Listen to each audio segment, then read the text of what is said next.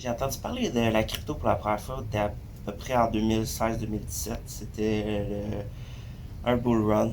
La crypto avait beaucoup monté, fait que j'en ai entendu parler avec peut-être pas mal de monde, mettons. J'en avais acheté au top. Dans ce temps-là, il n'y avait pas beaucoup d'applications, il n'y avait pas beaucoup de brokers qui permettaient d'échanger des fiat en argent.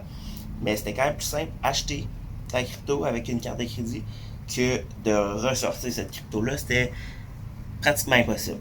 Bah, c'était faisable, là, mais c'était très compliqué de sortir de la crypto-monnaie à ce moment-là. Ensuite, me suis intéressé pas mal plus à la crypto en 2020, où que là, il y a eu un autre bull run. Là, je suis arrivé quand même un petit peu plus tôt que la majorité. Fait que j'ai réussi à rentrer avant que ça monte pas mal. Fait que j'ai eu des belles et des mauvaises expériences avec ça. Bienvenue dans le podcast Dans un lit, qui n'est pas un podcast qui parle de sexe, malheureusement.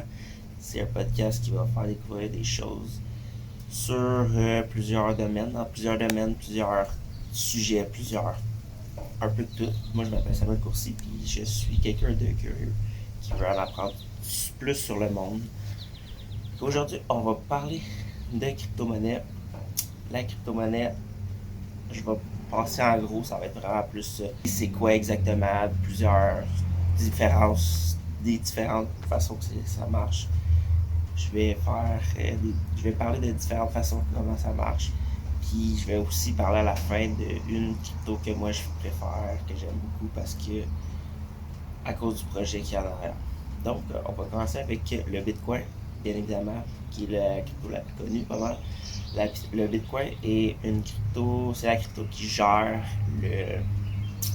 pas mal le prix de toutes les autres un peu. Fait que si le Bitcoin va bien, toutes les autres cryptos vont probablement bien aller, mais des fois, il y a ce qu'on appelle une altcoin season, que le Bitcoin il reste stable et que là, les altcoins en fait, c'est tout ce qui est pas le Bitcoin. Fait que toutes les autres, Ethereum, toutes les autres que tu peux avoir entendu parler, c'est des altcoins.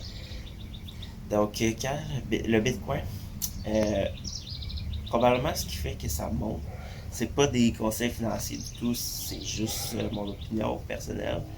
C'est qu'à chaque 4 ans, il y a ce qu'on appelle un. Le halving, ce que ça fait, c'est que ça réduit de moitié les récompenses que les mineurs ont. Donc à chaque 4 ans, tu as ça. Puis comment que ça fonctionne? C'est quoi un mineur? Puis ça vient d'où? Un mineur, c'est quelqu'un qui met son ordinateur pour aider à régler les transactions qui sont faites sur la blockchain du Bitcoin. C'est un proof of work qu'on appelle.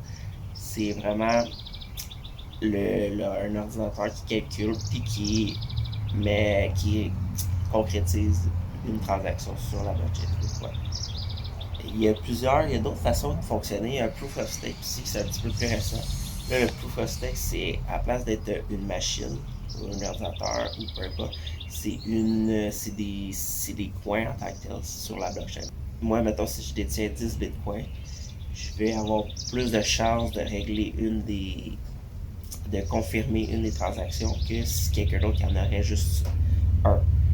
Fait que si c'est moi qui confirme la transaction sur la blockchain, c'est moi qui ai la récompense. Et ça c'est pas sur le Bitcoin, c'est d'autres cryptos qui utilisent ça. Le Bitcoin utilise encore le Proof of Work. Le Proof of Work aussi, sur le Bitcoin, ça a beaucoup évolué. Maintenant, il y a vraiment des ordinateurs spéciaux juste pour faire ça.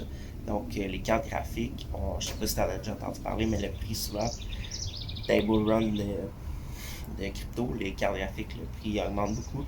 Je sais pas si ça va être pareil dans le prochain parce que Ethereum a passé au Proof of Stake aussi, qui était la plus grosse crypto, qui était Proof of Work. Puis eux autres, il y avait des cartes graphiques dessus. Les cartes graphiques sur le Bitcoin, malheureusement, c'est plus à jour. C'est plus des ASICs que le monde convient.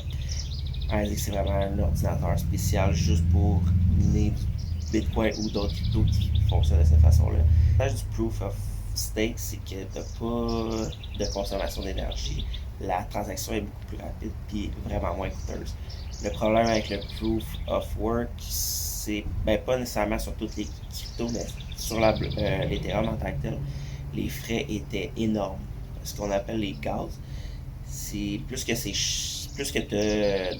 la transaction est difficile à réaliser, plus que tu as de gaz à payer.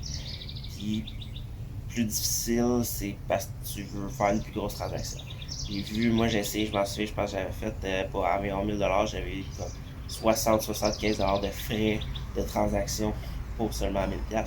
Il y en avait, tu sais, t'envoyais passer, il y en avait là, c'était des 5, 6, 600, 1000$ de frais de transaction pour une transaction seulement qu'une, là, puis pour n'importe quoi. Autant pour virer des Ethereum à une autre crypto, ou pour acheter un NFT, ou pour acheter d'autres trucs sur le DeFi aussi. Peu importe ce que tu voulais faire comme transaction, c'était le prix à payer sur l'Ethereum. Un autre aspect du chaos, c'est plus. T'es pas obligé, c'est toi qui fixes le prix. En fait, c'est toi qui fixes le prix que tu veux payer pour la transaction. Mais souvent, ils te suggèrent un prix pour que la transaction soit acceptée. Parce que si tu le fais trop bas, la transaction risque de ne juste jamais être acceptée. Et si elle est acceptée, le délai va être beaucoup plus long. Et si tu décides de payer plus cher, là, ça va te donner plus à la transaction faite plus rapidement. Avec le proof of stake, c'est quelque chose que tu viens régler. C'est plus rapide et vraiment moins coûteux. C'est quand même une belle façon de changer ça. Donc, le DeFi et les NFT. On va parler de ça. Le DeFi, c'est un diminutif, un DeFi, c'est un diminutif de Decentralized Finance, fait que la finance décentralisée. Ça élimine un third party. Fait que t'as pas vraiment de banque entre les deux. Tu fais vraiment les transactions directement avec les autres personnes. Donc, avec ça, tu peux faire pratiquement tout ce qu'une banque fait. Tu peux faire des prêts, tu peux prêter de l'argent à du monde, tu peux la placer pour avoir des retours sur investissement. Tu peux faire pas mal d'affaires avec ça, c'est très intéressant. Puis tu as des pools que c'est là que tu peux justement placer ton argent avec d'autres personnes. Puis différemment, le taux d'intérêt dépend de selon ce que tu décides de placer.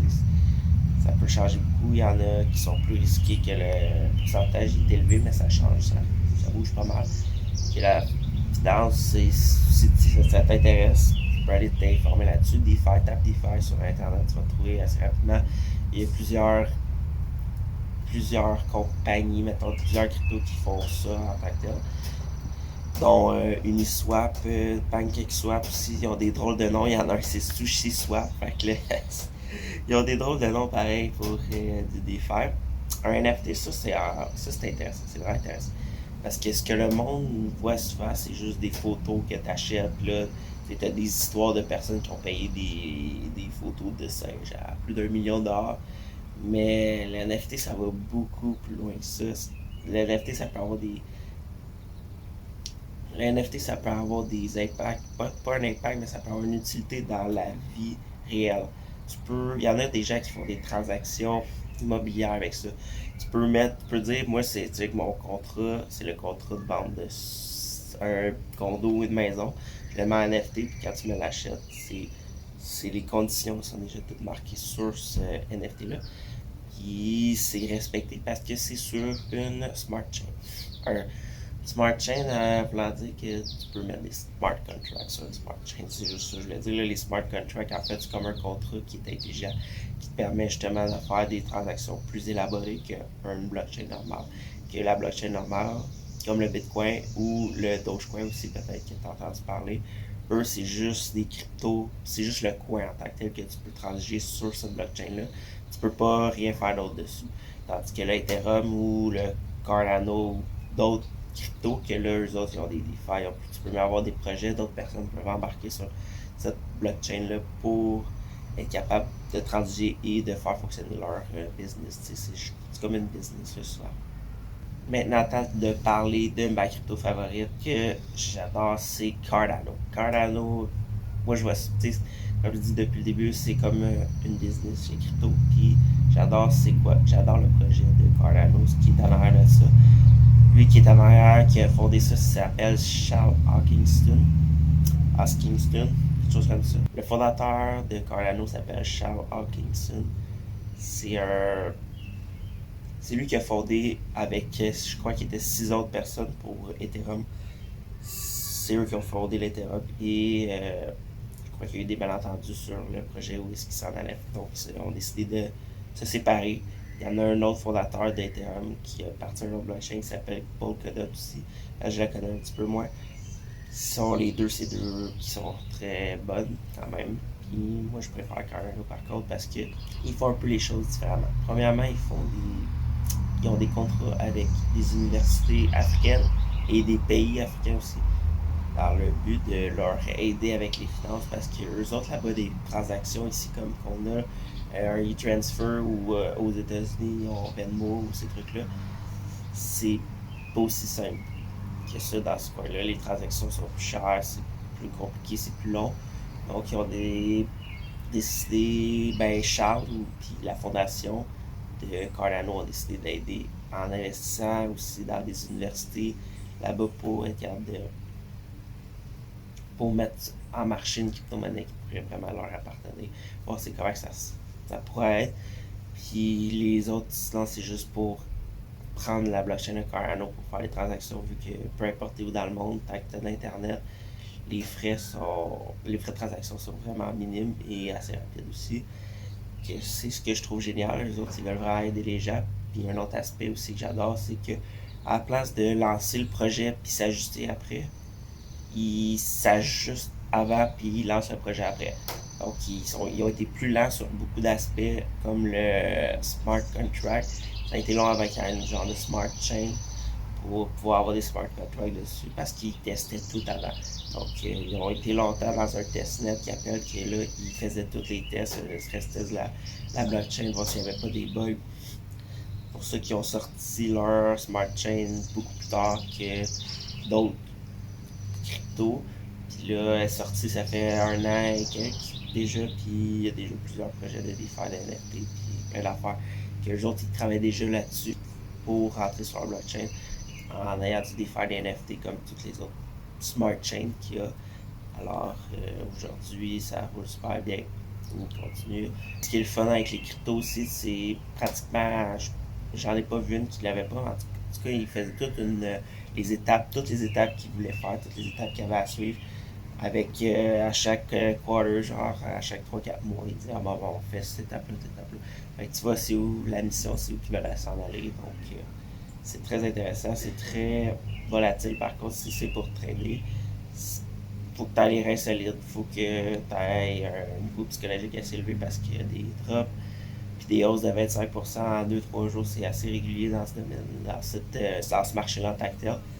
Donc, si ça t'intéresse, tu peux t'informer. Là, il y a beaucoup de ressources gratuites sur Internet. Moi, aujourd'hui, c'est pas mon but d'informer sur la finance puis comment trader la crypto-monnaie, c'est plus d'informer comment que la crypto-monnaie fonctionne, puis c'est quoi les différentes affaires qu'il y a. Aussi deux types de personnes un peu. T'as ceux qui sont les Bitcoin maximalistes, que eux, ils prêchent juste le Bitcoin. Tout le reste, c'est de la merde, c'est des shitcoins qu'ils appellent.